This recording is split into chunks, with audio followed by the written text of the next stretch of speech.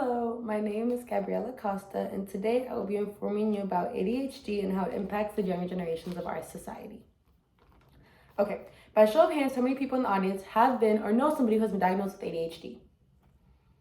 It's a pretty big number. Okay, within the past 15 to 20 years, the ADHD rates have rapidly increased in our country. And for that reason, it is important to understand this disorder and how it impacts those diagnosed. Today, I will share information about ADHD to help you better understand its ins and outs. I will also be sharing some statistics to help prove that ADHD rates have indeed increased in the past couple years. It is statistically proven that males are more likely to be diagnosed with ADHD. 13% of males will be diagnosed with ADHD within their lifetimes. If we break this number up, that's 13 in every 100, 13 in every 1,000, 130 in every 1,000. Meaning that in a school of 2,000 children, if let's say 1,000 of them were males, that's 130 of these children who have been or will be diagnosed with ADHD at some point in their lives. Teachers and other students may not know this information, and for that reason, it's important that they do know this information so that they can understand that specific student and be able to help those specific students better and have maybe a little bit more patience with them as well. Hopefully we have a general idea of what ADHD is. I'm going to discuss some symptoms now. ADHD stands for Attention Deficit Hyperactivity Disorder, one of the most common mental health disorders in our country today. The most common symptoms people hear when they hear ADHD is hyperactivity, excessive talking, and lack of attention.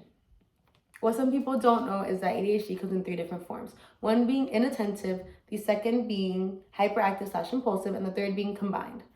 Inattentive disorder, the inattentive version is shown when children are often forgetful, lose things a lot, or lack attention, obviously, or have difficulty paying attention to things.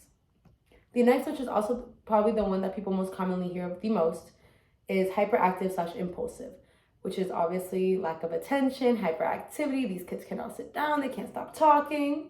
And the last being combined, which is both of these combined into one. Children often can be forgetful, they can also be hyperactive, they can lack attention, they can also be talkative. No lab tests are done to be diagnosed with ADHD. Usually the adults around the children, being the teachers, the parents, aunts, uncles, grandparents, will notice certain traits that are kind of off, and they'll take them to a specialist to get every other possible medical diagnosis that it could be taken out of the way so that we could really verify that it is ADHD that the child has. Now that we understand some symptoms, let's talk statistics. In 2011, it is shown that 11% of school-age children aged 4 to 17 were diagnosed with ADHD, whereas this number was only 7.8 back in 2003. Less than a 10-year difference, yet a 42% increase in numbers. These statistics really show how many lives are impacted by the disorder. Men versus women. Men are 3 times more likely, as we already said, to be diagnosed with ADHD. 13% of men will be diagnosed, whereas only 4.5% of women will be diagnosed. And adults versus kids, although most diagnosed with ADHD are children, there are 4% who are diagnosed as adults and do have to live with this disorder as adults. Now let's talk some treatments as to how these people keep their lives going regardless of having this disorder. The first one being medications. 6.1% of kids today are on medication in the United States. The medications usually they're put on is a stimulant, but these stimulants do come with side effects, including loss of appetite and problems sleeping. For that reason, many parents choose to go the other route, which is behavior therapy. It's also the first line of defense usually, just because medication seems to impact those who are younger more, so they have worse effects.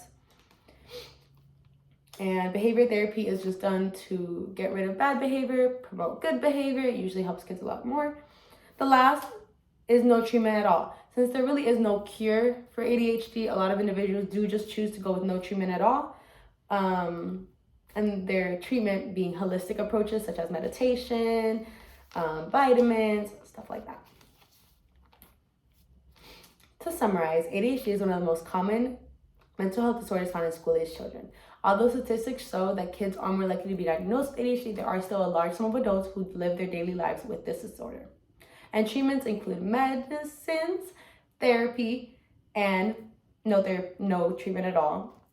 That ADHD does not have a cure, and for that reason, some people do choose to go with no treatment.